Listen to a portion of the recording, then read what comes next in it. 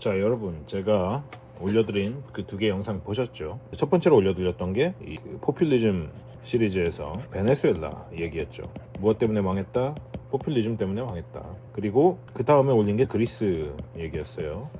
포퓰리즘 때문에 망했고, 반포퓰리즘을 펼치는 그 키리아코스 올라오니까 결국에는 그리스가 회복하기 시작했다. 그 다음에 윤석열 대통령의 그 대선 후보 시절 연설 영상을 제가 올려드렸잖아요. 마지막 영상이 포퓰리즘에 대한 이야기를 하지 않습니까? 이렇게 이어지는 영상 시리즈입니다. 포퓰리즘이 얼마나 문제가 크고, 그리고 윤석열 대통령이 왜 지금 이 상황을 타개하고자 하는지, 그리고 윤석열 대통령이 이야기했던 것이 지금 어떻게 이어지는지를 말씀드리려고 이렇게 일단 영상을 전체적으로 구조를 짰던 겁니다. 먼저 그 포퓰리즘이라는 이 단어의 뜻은요, 뭐 많은 분들이 이미 다 잘 아시겠지만은 대중의 인기를 근거로 하는 정책 같은 거를 펴가지고 이 전체 정치 상황에서 유리한 상황을 가져가고 또 인기를 계속 얻어서 지지를 이끌어내는 그런 정치적 전략 혹은 태도 같은 걸 이야기합니다. 그래서 이 포퓰리즘에서 이 포퓰라, 즉 인기 있는 이라는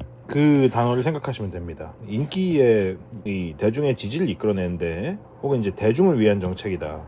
그래서 대중을 위한 정책, 국민을 위한 기조 같은 이런 식으로 이제 대부분 디자인이 됩니다. 포퓰리즘이라는 거는 어쨌든 간에 그 정치라는 행위의 특성상 어찌됐건 뗄래야 뗄 수 없는 관계거든요. 왜냐?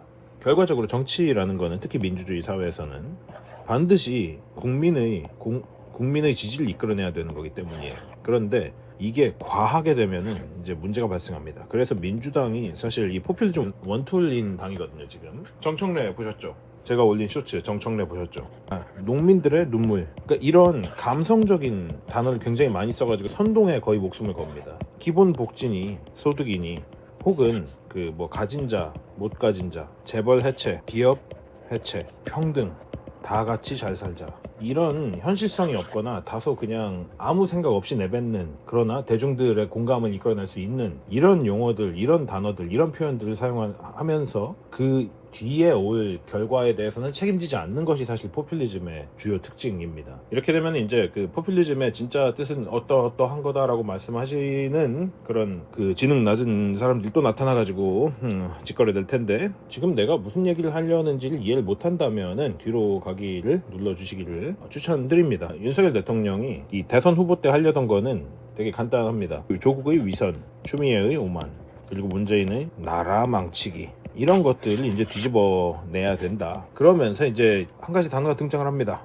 악성 포퓰리즘이다. 그리고 이들이 내세우는 악성 포퓰리즘은 세금을 약탈하는 거나 다름이 없다. 자기들이 인기를 올리는 데만 사용되니까. 말씀드렸다시피 포퓰리즘은요, 이거에 완전히 의존해가지고 여기에 매몰되어 있는 정당 혹은 정치인은 어떤 특징을 보이냐면요, 자신들의 집권에 어마무시한 집착을 보입니다. 나라를 들어먹어도 자신들은 사실 굉장히 안락하고 또 권력을 틀어진 채로 왕처럼 떵떵거리면서 살 수 있거든요. 민주당이 하고 있는 행태가 아예 그냥 뭐 법이고 사회 질서고 뭐고 다 깡그리 무시하고 그냥 무대포로 지금 밀고 나가고 폭주를 하고 있잖아요. 그게 전형적인 그 포퓰리즘을 내세우는 정당의 행태입니다. 왜냐? 자기들이 포퓰리즘을 내세워서 집권을 해야지 이제 이 시스템이 작동을 해가지고 자기들 배를 불리는 데 사용되거든요. 그러면서 나라가 망하든 말든 국민들은 어쨌든 자기들을 지지하는 그런 사이클에 들어가기 위한 거거든요. 이게 제가 앞서 말씀드린 대로 그리스랑 베네수엘라 전부 다 그런 형태로 돌아갔잖아요. 자신들 배불리는 데만 사용한다고, 자기들 인기를 유지하고 장기 집권을 하고, 또 그러면서도 어쨌든 나라의 국고가 뭐 비든 말든 다 들어먹어서 국민들한테 지지를 얻고 감성을 건드려서 선동하고, 그러면서 항상 포퓰리즘의 반대편에는 악마화하는 대상이 있습니다.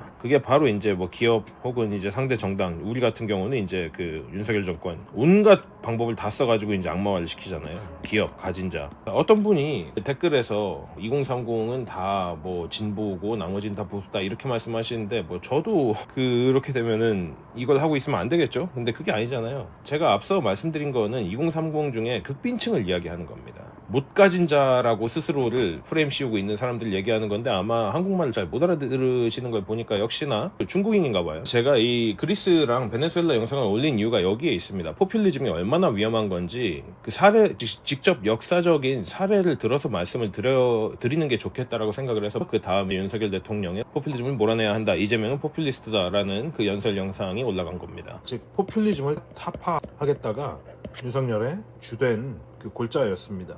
무슨 얘기를 했습니까? 시장은 만능이 아니지만 과거의 국가 주도형 경제로 돌아갈 수 없다. 이거 뭐냐면은요, 결국에는 민주당이 하려던 그걸 막겠다는 얘기입니다. 민주당의 권력의 집중, 그리고 정부의 덩치 키우기, 이거를 못하게 막겠다는 거예요. 돌아갈 수 없다라고 얘기를 했으니까.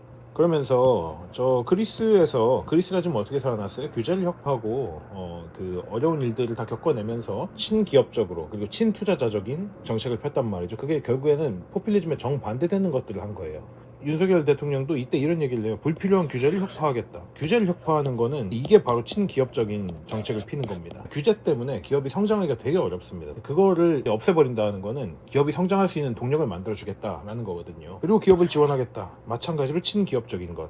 그러면서 하는 얘기가 이제 복지의 국간이 필요하다. 그게 국고가 이제 필요하다는 얘기죠. 그래서 기업이 잘 되어야 이 복지를 할 수 있는 그 국고의 근거가 마련이 된다, 이런 얘기를 하는 겁니다. 즉 윤 대통령은 이미 알고 있던 겁니다. 이분 사실 정치 입문한 지 얼마 안 됐잖아요. 근데 다 파악을 한 거라고요. 이 포퓰리즘 때문에 나라의 그 국고가 텅텅 비고 있고, 이때 이미 문재인이 500조 이상을 더 추가적으로 채무를 만들어 가지고 다 거덜내고 있었잖아요. 이거를 알고 뛰어든 겁니다. 제가 올린 2개의 윤석열 대통령의 영상을 보시면은 이분은 이미 진작 다 알고 있었고 훨씬 더 몇 수 앞을 더 내다보고 계셨었어요. 그래서 이 계엄은 아마도 굉장히 오래전부터 준비를 하신 것 같습니다. 제가 그냥 개인적인 생각입니다만은. 아마 그렇기 때문에 사실 그 한 나라의 대통령이 술 먹고 계엄을 저질렀다, 뭐 그런 진짜 병신 같은 소리 좀 하지 마세요. 욕해서 죄송합니다만 그 진짜 병신 같은 소리예요. 무슨 대통령이 술을 먹고 계엄을 저질러요. 이 검찰총장까지 하는 사람인데 이 설마 바보일 거라고 생각하십니까? 그냥 언론이 그렇게 프레임을 씌우는 겁니다, 여러분. 이 언론의 선동에 이래서 놀아나면 안 되는 거예요. MBC, JTBC 보지 마세요.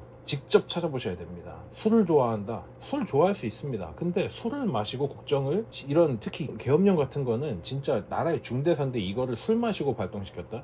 술에 취해가지고 그냥 술김에 말이 되는 소리를 하십시오. 뭐 고양이가 알을 낳는다고 하십시오. 차라리 말 같지도 않은 소리를 하고 있어. 근데 그러면서 이제 말미에 말씀하시는 게 되게 소름 돋는데요. 비상식이 상식이 되어서 민주당의 일탈에 날개를 달 것이다. 어떻게 생각하세요? 지금 민주당이 하고 있는 짓을 이미 또 예견을 하셨던 겁니다. 그러면서 자신들의 부패가 드러나는 것을 막기 위해서 나라의 법 질서를 얼마나 왜곡시키겠습니까? 지금 하고 있는 거잖아요. 우원식이 어제 그 법을 갖다가 틀어가지고 지들 마음대로 바꿔가지고 또 탄핵을 진행을 시켰잖아요. 한덕수 권한대행을. 그런 일들이 일어날 거라고 이미 다 알고 계셨던 거예요. 저는 개인적으로 이제 최상목 경제부총리가 그분께서 이제 권한대행이 된다고 하더라도 어차피 이미 그 최상목 경제부총리님께서 나는 헌재 임명 안 할 거다라고 처음부터 받고 시작을 하셨잖아요. 그러니까 이번에는 민주당이 과연 탄핵으로 이걸 해결하려고 할까? 저는 아니라고 보거든요. 시스템을 전복하려고 할 거라고. 이런 일이 일어나면 안 되는데 이 최상목 경제부총리를 끌어내릴 때는요, 탄핵이 아니라 다른 방식이 될 것 같습니다. 아마 시스템을 뒤집는 형태로 나타날 가능성이 굉장히 높습니다. 왜냐? 이 탄핵을 계속 남발하는 거는 지들 이미지도 안 좋고 다음 대선을 말아먹을 수 있다는 걸 이제 슬슬 얘네가 눈치를 채고 있거든요. 이렇게 되면은 자기네 이미지에 최대한 타격이 덜 가거나 아니면 아예 막합하러 가거나 시스템을 뒤집어가지고 자기들이 아예 장악해버리거나 이 중에 하나거든요, 결국에는. 그래서 저는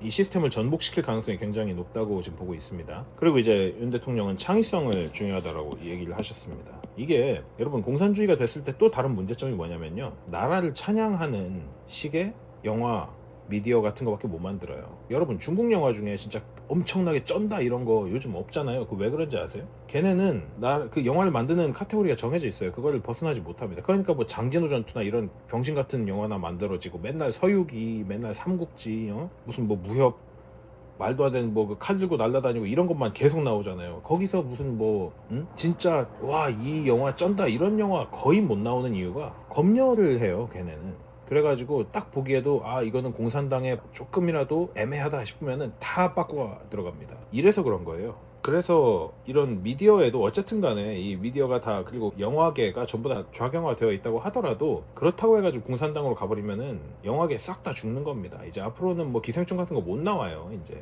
중국에서 나오는 영화들 보라고 그렇게 막 개쩌는 게 있냐고요. 없어요. 중국이랑 똑같아지면은 그 다 탄압당해요. 다 감시당하고. 그걸 왜 모릅니까? 다음으로 국익 우선의 실용 외교를 하겠다. 당연한 겁니다. 이거는 국익 우선이라는 건 당연한 거예요. 근데 이게 무슨 얘기냐면은 국민들에게 무분별한 복지를 하지 않겠다는 얘기거든요. 그리고 포퓰리즘을 남발하지 않겠다는 얘기예요. 이게 당연한 건데 이재명이나 이런 민주당 사람들이 이 포퓰리즘을 남발을 해놓으니까 국익우선이다라고 얘기를 하면은 굉장히 뭐 독선적이고 이런 것 같죠. 아니요. 근데 나라가 성장하는 게 먼저예요. 모든 거는 그 복지라는 건요, 나라가 성장한 다음에 가능해지는 겁니다. 그렇게 해야지 국고가 쌓이지 않습니까? 그리고 제가 정말로 윤석열을 좋아하는 이유 중 하나가 이겁니다. 책임을 지겠다. 실제로 지금 책임지고 있잖아요. 한 번도 변하지 않고 지금 끝까지 똑같은 기조로 똑같은 태도로 신념으로 지금 달리고 있지 않습니까? 대통령은요, 어차피 이제 임기 절반 정도 남은 거 계엄 안 때리고 그냥 가만히 즐길 수도 있는 거거든요. 아예. 왜냐, 어차피 민주당이 팔다리 다 잘라놨잖아요. 그러면 이제 할 수 있는 게 없으니까 에라 모르겠다, 그냥 나 편하게 쉬다가 그냥 갈란다, 그럴 수 있는데 대통령입니다. 대통령이 계엄령을 선포해가지고 무슨 내란 자체가 말이 안 되는 거예요.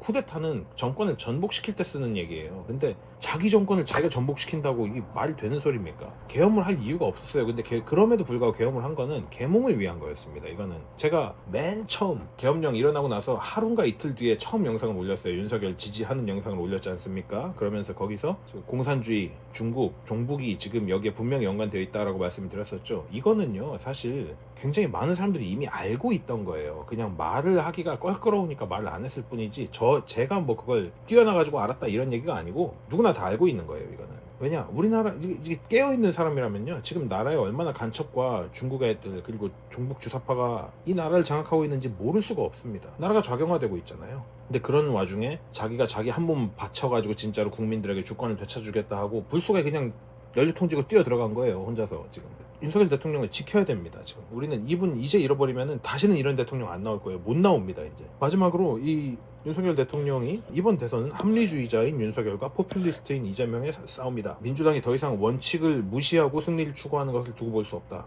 포퓰리즘을 뿌리 뽑겠다라는 각오이신 거거든요. 제가 앞서 얘기한 그리스도 미초타키스랑 똑같은 거예요. 아픈 시간이 있었지만 그럼에도 그걸 계속 버티면서 반포퓰리즘 정책을 폈더니 결국에는 살아난 거잖아요. 이런 겁니다. 윤석열이 정확하게 이 나라를 진단하고 있던 거예요. 이미 처음부터. 이걸 우리가 알아야 됩니다. 그래서 제가 그런 차원에서 이게 시리즈로 여러 가지 영상을 만든 거고요. 이 순서대로 보시면은 윤석열 대통령이 왜 이랬는지도 아실 수 있을 겁니다. 자, 오늘 그럼 영상은 여기까지고요. 좋은 생각할 거리가 되셨길 바라겠습니다. 영상이 마음에 드셨다면 구독과 좋아요, 알람 설정 부탁드리고요. 저는 다음 시간에 좀 더 좋은 영상으로 찾아뵙도록 하겠습니다. 감사합니다.